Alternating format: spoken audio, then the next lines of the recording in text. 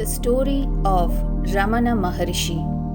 On December 30, 1879, in the village of Tiruchuri, a child was born to Sundaramaiyer and his wife Alagammal. It was the day of Arudra Darshan, the day on which Lord Shiva appears before his devotees. The child was named Venkatraman. His parents were devout people and he grew up in an atmosphere of love and devotion to God. But soon tragedy struck this happy family. Sundaramaiyer died. Alagammal decided to send Venkatraman and his elder brother to Madurai to stay with their uncle. Nagaswami, take care of Venkatraman. My sons, keep out of mischief. Be of help to your aunt. Yes, mother, we will. Thus the children answered and left to Madurai. At Madurai, Venkatraman joined the American Mission High School. Venkatraman was a strong, high-spirited boy. One day, Venkatraman was seen rushing out of the house by his aunt. So his aunt asked him, "Where are you going, dear?" Venkatraman answered, "To swim in the Mariamman tank." "But what about your lessons and studies?" the aunt asked. Venkatraman was in no mood to answer. "Later, auntie, my friends are waiting for me." And thus Venkatraman rushed out of the house. At the tank, the kids were enjoying and playing. One kid said, "I won the race, I won the race." The other kid said, No, I did, I won it." Venkatraman also in a very playful mood and answered, No, you did not, don't lie." Venkatraman always insisted on fair play. Another of his favorite haunts was the Madurai Meenakshi Amman temple, and there the kids were playing on one evening. "See how long it's been spinning on my palm." The kids were taking turns and playing yodo. Thus their childhood was so enjoyable at Madurai. If there was anything unusual about the boy, it was his sleep. One day the kids found him sleeping in the hall of his house in the mid of the day. The kids were talking. "See, I don't know how to wake him up." "Shake him harder." No, even that doesn't work. Let's carry him around the compound." The kids were carrying him out to the garden. "Isn't he awake yet?" "No, he is a real Kumbhakarna. I am so tired," said the boy who was carrying his head, and left him there. The kids went off. And then one day a relative came to visit them at Madurai. "Uncle, where do you come from?" asked Venkatraman. The uncle answered, "Dear boy, I come from Arunachala." The boy was surprised, asking, "Arunachala?" The uncle answered, "Yeah, haven't you heard of it before? It is another name for the temple town of Tiruvannamalai." Venkatraman answered, "I didn't know they were one and the same place." Venkatraman had heard this name before, but only now did he realize that it was not some legendary city, but an actual place on earth. The name touched a deep chord in him. Sometime later, Venkatraman came upon a book in the library. Venkatraman thought to himself, "What book is this?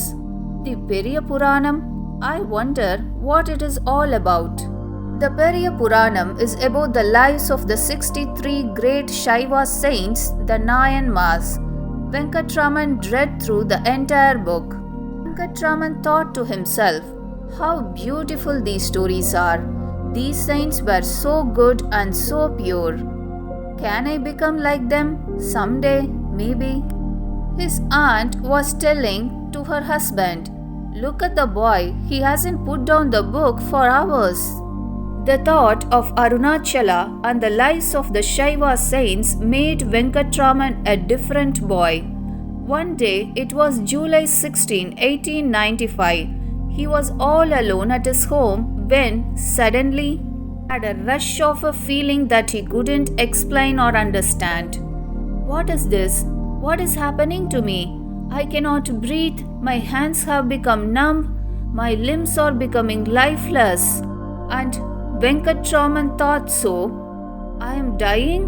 But what? What is this thing, death? The energy that drained out of his limbs converged on this question with such intensity that in life itself death came to Venkatraman as a direct experience. Venkatraman thought, lying there numb and immovable, "Oh my God, the body is dead, so I feel." He continued his imagination. "Oh my God, my body is being cremated and will soon be reduced to ashes. But despite the death of the body, I can still feel the full force of my being. I can even hear a voice speaking within me. Who is this inside me if my body is dead? It is the I, my true I. So this I exists apart from the body. Therefore, I am the spirit, which is immortal and deathless." Then Venkatraman woke up. Then the blood flowed through his limbs again and he began to breathe. The death experience was over.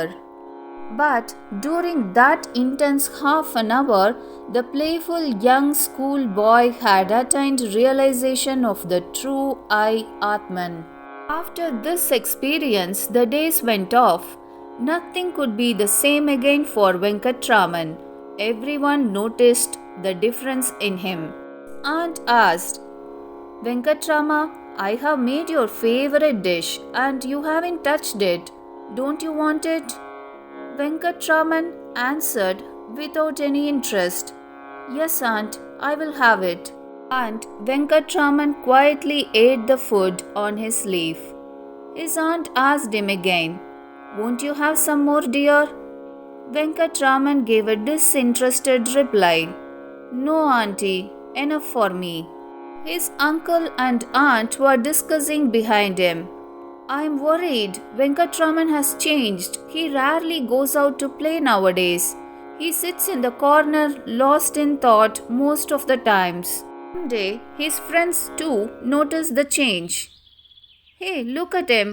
Why does Venkatraman look so dreamy these days?" The other boy answered, "I will give him a good push. Let's see if that will pull him out of the spell." Then both the boys pushed Venkatraman from behind. But Venkatraman didn't react but just walked away. The boys were talking. "Hey, did you see that? He just walked on as if nothing had happened." His friends were very much confused and discussing, "Where is he going? Come on, let us follow him and find out." And Venkatraman reached the Meenakshi Amman temple and entered the premises. The same boy who went to the Meenakshi Amman temple for playing now went there to pray. Venkatraman prayed with a surrendering heart, "O Shiva, you appeared before the 63 Nayanmars. Won't you appear before me too? Bestow your grace on me, Mahadeva." Venkatraman was praying so intensely and deeply, and tears were flowing down from his eyes without any thought. And suddenly Venkatraman felt, "What is this tears? I feel neither pleasure nor pain. Then why these tears?" And that was his first Bhakti experience. And so engrossed was he in his inner life that he often cast away his books and began instead to meditate. That was when Nagaswami, his elder brother, lost his patience. "Hey Venkatrama, if you want to behave like a sage, why don't you become one?" Venkatraman listened to the words and thought, "He is right. Why do I continue to live this kind of life when my heart is in Arunachala?" Venkatraman quickly looked up a map. "Oh, here is Tiruvannamalai, my Arunachala. Trains don't seem to go there. The nearest station is Dindivanam." Venkatraman immediately took 3 rupees from the 5 rupees which he had been given to pay his brother's college fees and then wrote out a note. The letter began with an I, but soon passed into this, and there was no signature. The letter said, I have set out in search of my father and his command. Let no one grieve over this act, and let no money be spent in search of this. Your college fees have not been paid. ₹2 are kept with this note. Thus, the determined Venkatraman left Madurai for Arunachalam on August 29, 1896. Venkatraman reached the railway station in Madurai. He approached the ticket counter and asked, Sir, give me a ticket to Dindivanam, please. The officer replied, It will cost you ₹2 and 13 annas. Venkatraman boarded the train. A little later, a Maulvi got into the compartment. He asked Venkatraman, Where are you going, young man? Venkatraman answered, I have bought a ticket to Dindivanam. From there, I will walk to Tiruvannamalai. The man said, But there is a new line from Virupaksha that goes past Tiruvannamalai. Do you know that? Venkatraman said, Thank you for the information, sir. Then I will get down at Virupaksha. Later, as the train was pulling out, Venkatraman was thinking, Where is the kind-hearted Maulvi? I thought he would be travelling with me. But the Maulvi had disappeared. It seemed as if he had come to guide Venkatraman on his journey. Early the next morning, Venkatraman got off at Vilupuram, but he had no money left, so he began to walk. By the time he reached the village of the Kirur, he was exhausted. He was chanting, Arunachala, Arunachala, Arunachala. Weak with hunger, he fainted at the door of a house on the street. A kind-hearted man saw Venkatraman and gave him a good meal. When Venkatraman had eaten and felt refreshed, he told his story. He said, I have no money left, sir. Could I borrow some from you? I will pledge my earrings with you.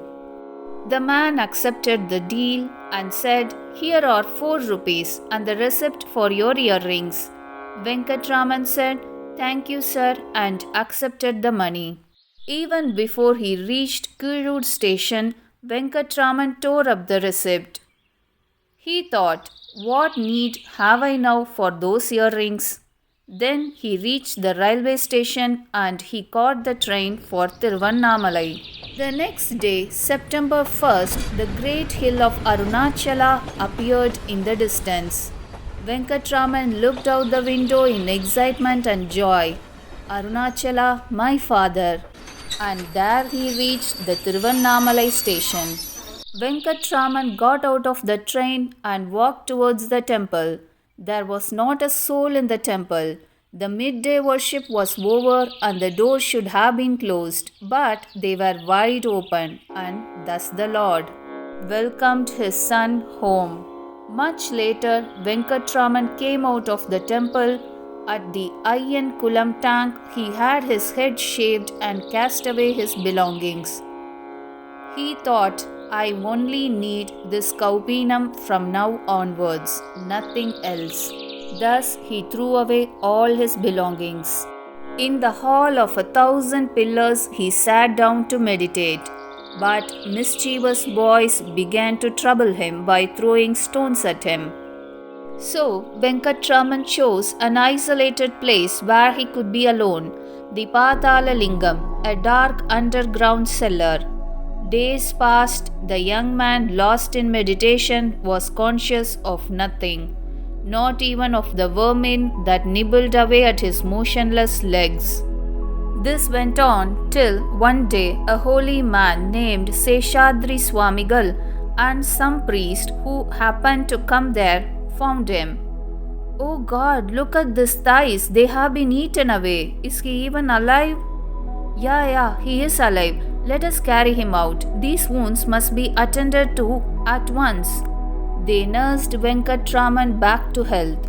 When he was quite well again, the temple priest began to question him. My boy, you are too young to go through so much. Tell us your name. We will send you home. Tell us where you come from, young Swami. Won't you speak? But the young Swami maintained an absolute silence. One visitor persisted in questioning the Swami about his identity. At last, Venkatraman gave him the information he wanted on a piece of paper. The devotee thought, the Swami can read and write? This news that the Swami's name was Venkatraman and that he came from Tiruchuri spread till it reached the ears of his mother. Alagammal came to Tiruvannamalai. She found him lying on a rock. My son, how glad I am to have finally found you at last. Dear son, please come back home with me. But a Swami is a man of God. He has neither father nor mother, neither has he a home. Ramana only looked at her in silence. So Aragammal had to return home disappointed. Though the Swami spoke not a word, people began to flock to him. He moved from one place to another on the hill and reached Virupaksha cave. Though he preferred to remain in silence, he answered the questions and cleared the doubts of his devotees. At this time, a great scholar, Ganapati Muni, came to see the Swami. He asked, I have read all that needs to be read. I have studied the whole of the Vedanta and practiced severe austerities.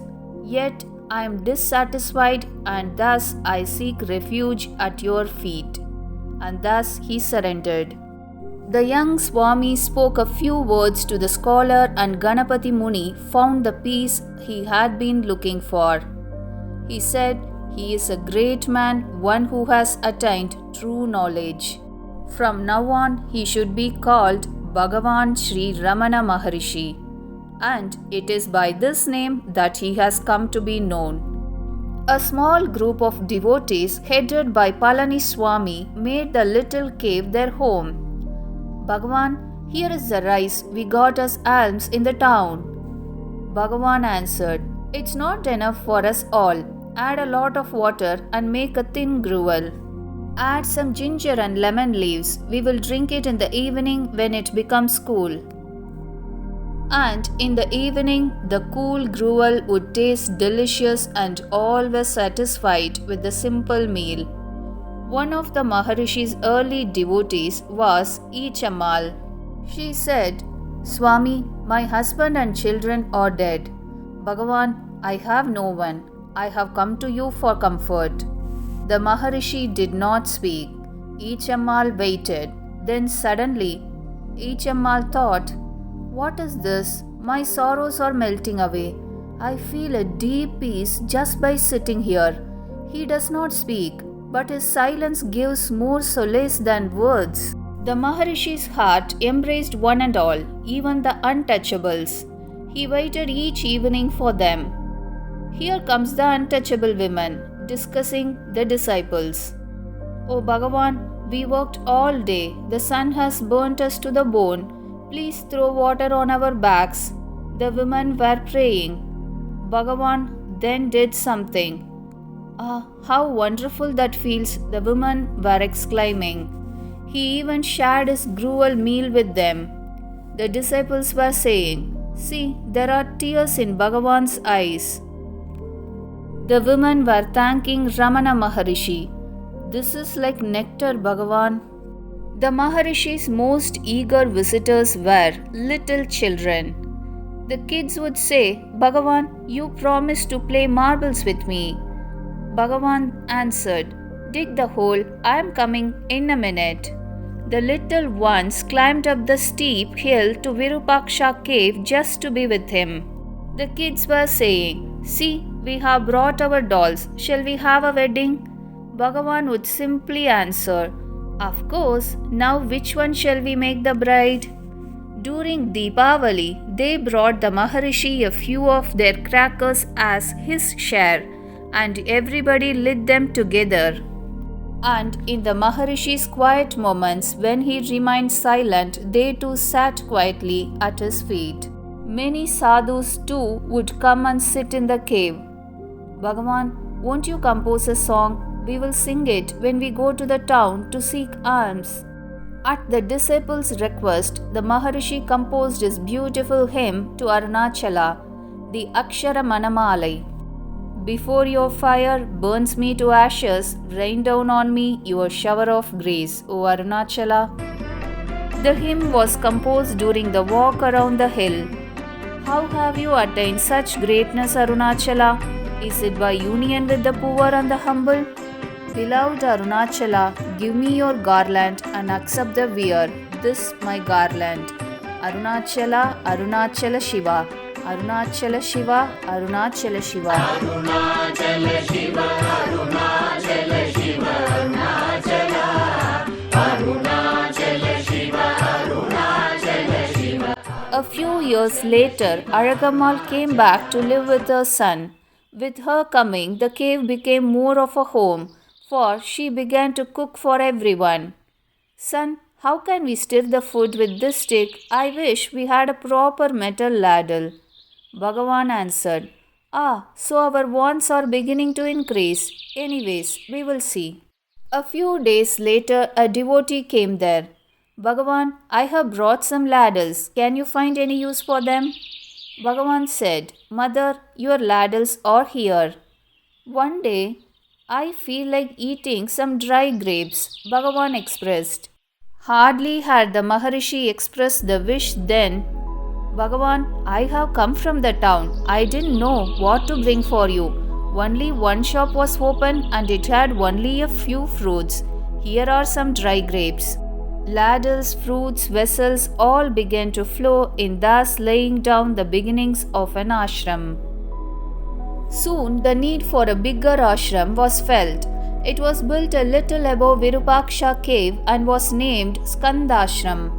Some years later, Aragammal fell seriously ill. As death approached, the Maharishi placed his hands on her head and chest and gave her mukti. She was buried at the foot of the hill and a lingam was placed over her samadhi. And one day the Maharishi left Skandashram and came to live by this shrine. Around Aragamma's shrine was built the famous Sri Ramanashramam of Tiruvannamalai. The ashram grew and began to feed and accommodate devotees. One night, thieves raided it. Come on, get up, we want your belongings, all of them. Bhagavan said, you can take whatever you like. Take that lantern and search our shed too, if you wish. The thieves made a thorough search, but what is this? We have found almost nothing. Where is your money? Where do you keep your wealth? Bhagavan answered, we are sadhus and live by alms. We have no money. The angry thieves beat the Maharishi and the ashram inmates and went away. One disciple found him. Bhagavan, they have wounded you. Let me go after them with this iron bar. Bhagavan answered, no, they are thieves blinded by ignorance. But we are sadhus and must not give up our dharma. Animals too were attracted to the Maharishi. They saw in him a trusted friend. The disciples always do this. Shoo shoo, get away. Bhagavan would say, why do you chase her away? When visitors come here, we always give them something before they go. Isn't she a visitor too? Give her a banana. He never spoke of an animal as it, but as him or her. Each was a special personality for Bhagavan. One day, when some devotees looked into the kitchen garden, they were surprised to see the Maharishi feeding groundnuts to a goat, a squirrel and a monkey, and eating some himself. Saint and animals thoroughly enjoying their garden party. Beautiful Lakshmi was the ashram's first cow. She adored the Maharishi. One Matu Pongal day, a photographer was very keen to take a photograph, but Lakshmi was restless. Maharishi was comforting her. Be still, Lakshmi, be still. The moment she heard those calming words, Lakshmi stood still at once and closed her eyes as if she were meditating. The photographer thanked Maharishi. Thank you, sir, that was a fine shot. It was not for animals alone that the Maharishi felt deep affection, but for all living things. One day, some men were throwing stones to bring down fruits from a mango tree. Just then, the Maharishi came there, and his saintly calm gave way to a rare fury. This tree gives us its fruit. Is it to be stoned in return? Are not trees and leaves also living things? Should we hurt them so unthinkingly? We pluck flowers and leaves for decoration. Don't they look better and live longer on the plant itself? Another habit the Maharishi firmly discouraged was waste. Every pin and loose paper was carefully laid away for future use. One day, Bhagavan asked, "Why are those rose petals being thrown away? Let us use them. Put them in today's payasam." The woman asked, "Dried rose petals? But, Bhagavan, how it would taste?" However, the petals were used in the payasam. Later, when it was served, the cooking women were discussing. They seem to be enjoying it very much. Do you think there is more for a second helping? The Maharishi helped in chopping vegetables and in grinding tasty chutneys. He never let the previous day's food go waste. The cooking woman asked, "That sambar is yesterday's. I will give it to the beggars." Bhagavan said, "Why should only beggars eat leftovers? Are they any different from us?" And the Maharishi heated the sambar himself. In this way, he gently corrected the strict orthodox beliefs of some of his devotees, and his presence in the kitchen made cooking not a tiresome chore, but a pleasure. He also discouraged people from attributing miracles to him. One day, one disciple asked, "Bhagavan, is it true that you cured a lame man? Many miracles have been ascribed to your grace." Bhagavan answered, "My grace, not mine, but Arunachala's." People from all parts of India and abroad came to the Maharishi. They would ask, "How can I attain the truth?" Bhagavan would answer, "Ask yourself the question, who am I? The truth lies within you. Don't seek it outside. It is always there in you." All were alike to Bhagavan, scholar or simpleton, old man or child. One disciple asked, "Bhagavan, can you explain this verse to me?" Bhagavan said, "Yes, what does it say? Let me see." Bhagavan went through it.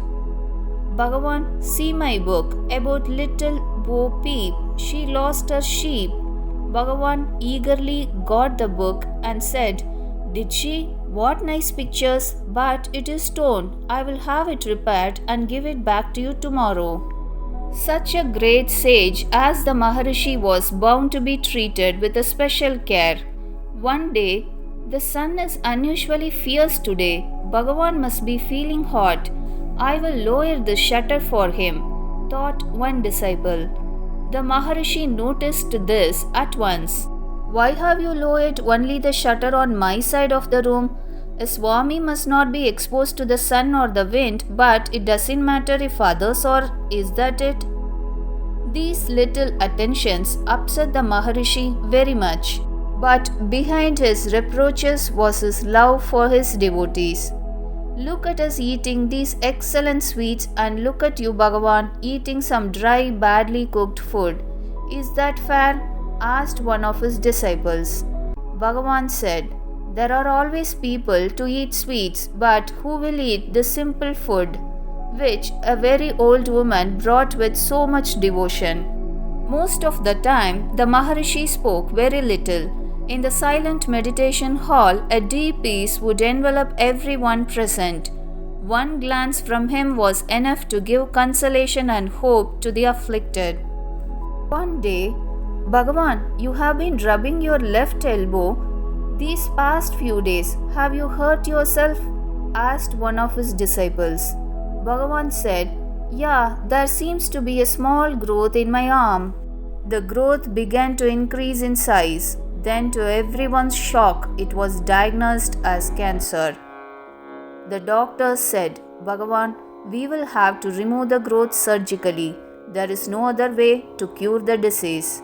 Bhagavan said, the body itself is a disease. Let nature take its course. But the disease began to spread rapidly. Finally, one of his disciples prayed to him, Maharishi, please allow the doctor to remove the growth. We cannot let you suffer like this. Bhagavan accepted. All right, you may have it done. The operation was performed, but after some time, another growth appeared. The disciple was very much worried. Bhagavan, what shall we do? Nothing seems to work, neither surgery, nor homeopathy, nor herbal treatment. Bhagavan replied, from the beginning, I wanted things to take their course. To please his devotees, the Maharishi underwent further operations. There was no improvement in his condition, but however weak he felt, he always made himself available to his devotees. The disciples were very much worried. How painful this disease is, but look at Bhagavan's face, not a sign of suffering, always that serene and gracious smile. Bhagavan, enough. These operations have left you so weak, said one of his disciples.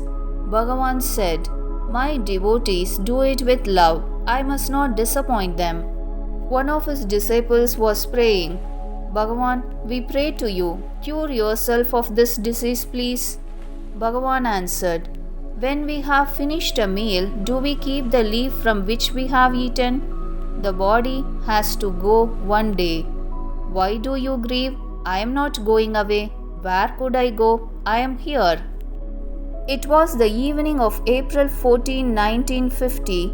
On the roof of the small room where the Maharishi lay, his pet peacock was wailing.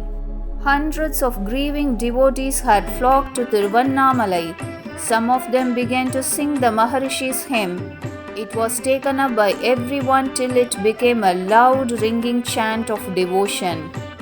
Inside the room, the Maharishi opened his eyes a little. The eyes seemed to flash briefly and tears of ecstasy rolled out. Outside, a French photographer looked up casually at the darkening sky. Then he pointed excitedly upwards. Do you see that? A meteor cutting a path across the sky behind Arunachala hill. The disciple said, it is exactly 8:47 by my watch. Inside, precisely at that moment, the Maharishi's breathing stopped. The disciples were crying, how peacefully the end has come. His devotees saw a shooting star vividly luminous going out from the room, reaching the Arunachala hill. The Maharishi's body may be gone, yet he is there, his presence always with us. On the couch where he had sat for more than 20 years, his lifelike portrait has been placed. Here, his devotees still feel his presence as comforting and peace-giving as before.